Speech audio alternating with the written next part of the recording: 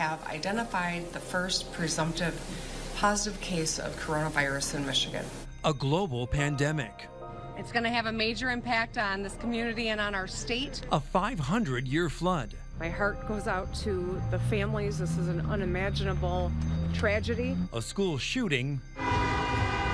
And no shortage of criticism for Michigan's Democratic governor in her first term. We need a governor who can build bridges and solve problems. Governor Gretchen Whitmer campaigned on a promise to fix Michigan's roads.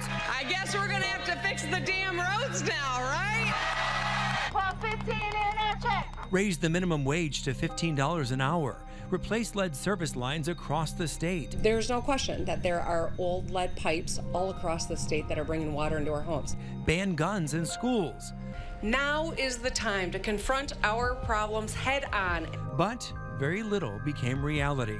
A strained relationship with her Republican-led legislature and her handling of COVID.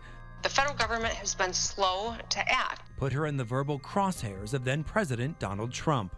Don't call the woman in Michigan. The fact of the matter was, lives were on the lines, and we did what we thought we had to do.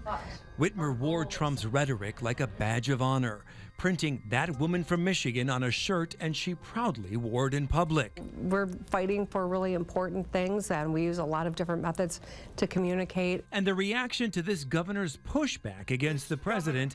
This governor. Perhaps some of the comments that I made struck a chord with the president. May have been the key to unlocking her social media success.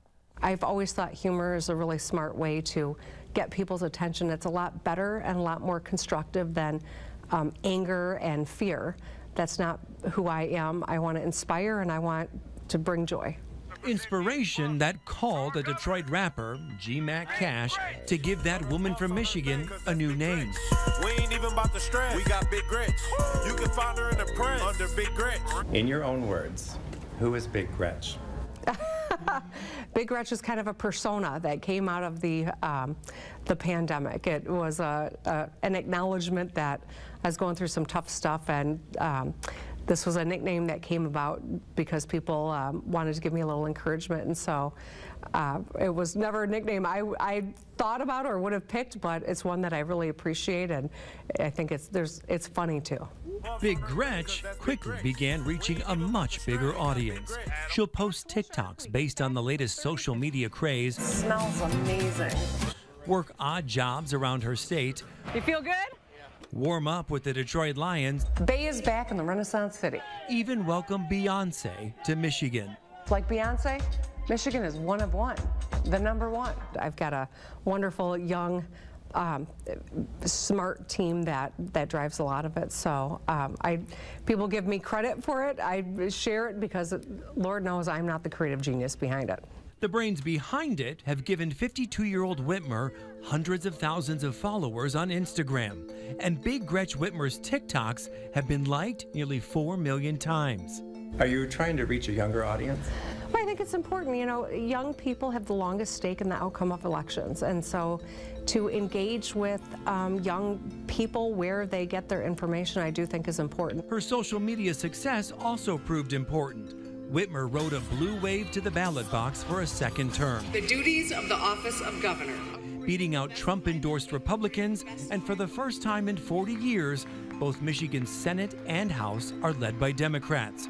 I am honored to stand between Speaker Joe Tate and Majority Leader Winnie Briggs, paving the way to many of her campaign promises. We were able to extend LGBTQ civil rights, get rid of efforts to undermine a woman's right to make her own choice about her body.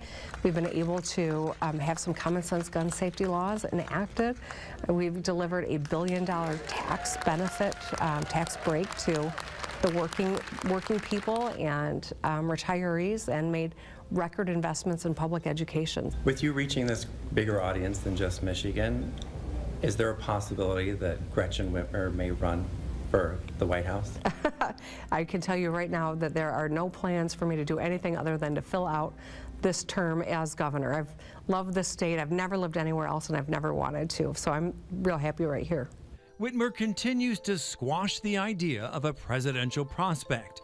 though her political aspirations are often the topic of discussion. She recently created the Fight Like Hell Political Action Committee, allowing Whitmer to be involved in national policy debates and fundraise for races next year on the federal level, ultimately elevating her own status within the party. I'm a co-chair of the Biden campaign. I think it's really important at this moment in America that we've got a president who is going to fight to protect our democracy, not dismantle it, who's going to fight to protect fundamental rights. And I believe in this president. I'm supporting him.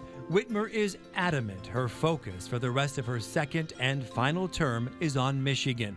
And that woman from Michigan will work with whomever wins the White House, but she's not afraid to call on Big Gretch. We've gotten a lot of really good stuff done. There's a lot more good work to do, but I'm proud of what we have done and going to stay focused on trying to find common ground and keep moving our state forward.